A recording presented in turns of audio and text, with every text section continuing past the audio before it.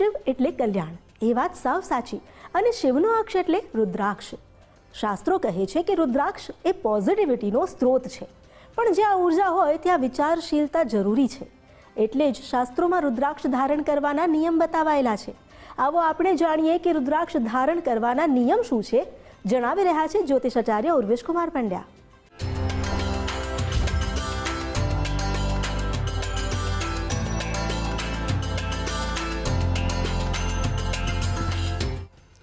સહસ્રલોચન પ્રભૃત્ય શેષરેખ શેખર પ્રસૂન ધૂલિ ધોરણે વિદુસરાંદ્રપીઠપો ભુજંગરાજમાલયા નિબદ્ધ જાટ જૂટક શ્રીએ ચિરાય જાયતામ ચકોર બંધુ શેખર. નમો નમઃ. તમારા બધાનું સ્વાગત કરું છું આધ્યાત્મિક મહાશક્તિમાં. રુદ્રાક્ષ ભગવાન સંબ સદા શિવની આંખોમાંથી નીકળેલા બિંદુઓ અને એમાંથી ઉત્પન્ન થયેલું એક અલૌકિક વૃક્ષ અને એનું જે ફળ છે એનું નામ છે રુદ્રાક્ષ. પણ આપણે એ ભૂલી જઈએ છીએ કે આંખમાં પ્રેમ પણ હોય છે અને ક્રોધ પણ હોય છે. આપણે એ વિચારતા નથી કે આંખ લાગણીઓ માટે પણ રડે છે અને લાગણીઓ વિહીન થયા પછી પણ રડે છે. એટલે જે કોઈ પણ રુદ્રાક્ષ તમે ધારણ કરવા માટે જઈ રહ્યા છો એ તમને હકારાત્મક પણ આપી શકે છે પરિણામ અને નકારાત્મક પરિણામ પણ આપી શકે છે જો તમે એના નિયમોથી ચલિત છો તો. અને એટલા માટે સુયોગ્ય રુદ્રાક્ષ ધારણ કરતા પૂર્વે સુયોગ્ય બ્રાહ્મણનું માર્ગદર્શન લેવું ખૂબ જરૂરી થઈ જાય છે.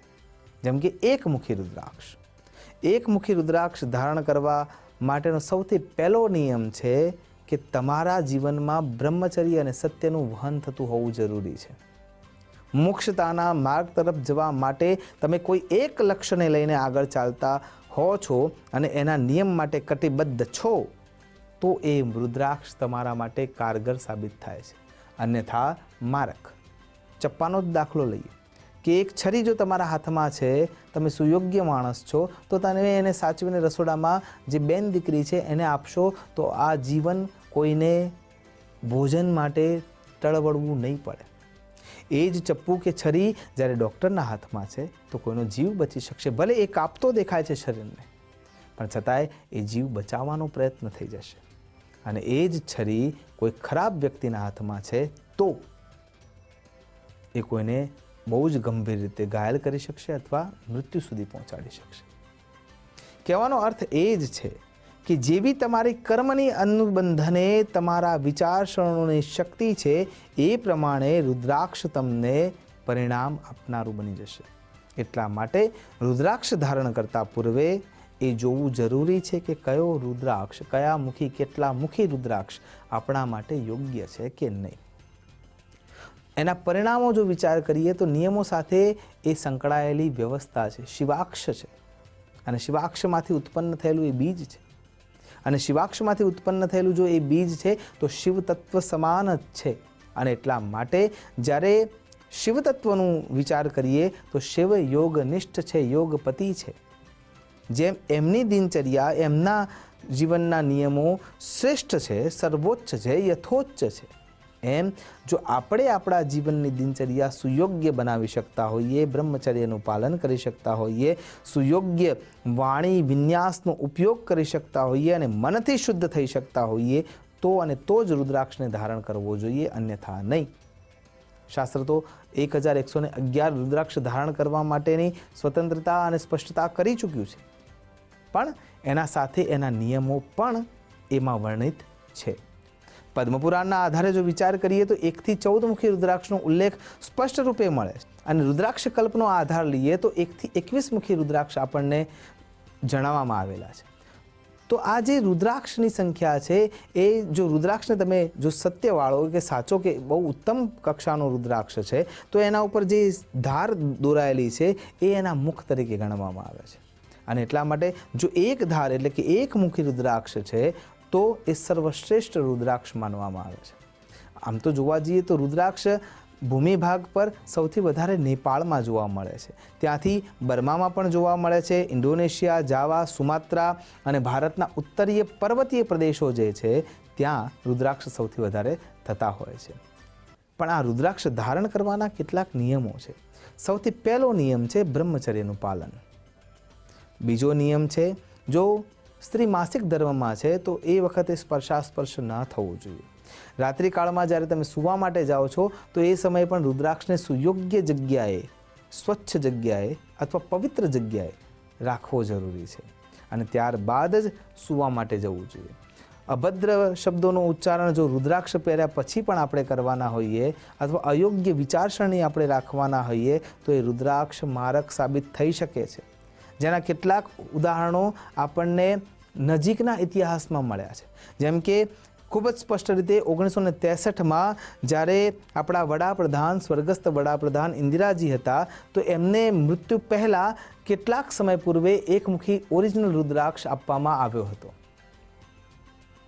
પણ કોઈના કોઈ કારણસર વસાત એ રુદ્રાક્ષના નિયમો કદાચ નહીં પાલિત થયા હોય તો મૃત્યુ નિર્મમતા સાથે જોવા મળી. એનાથી આગળ જો વિચાર કરીએ તો અમેરિકાના પ્રમુખ જ્હોન એફ કેનેડી એમને પણ ઓરિજિનલ રુદ્રાક્ષ ભેટ આપવામાં આવ્યો હતો અને એ રુદ્રાક્ષ મળ્યા પછી એમને ઉચ્ચ પદ પ્રાપ્ત કર્યું. રુદ્રાક્ષ એની પોઝિટિવનેસ આપવાનો જ છે.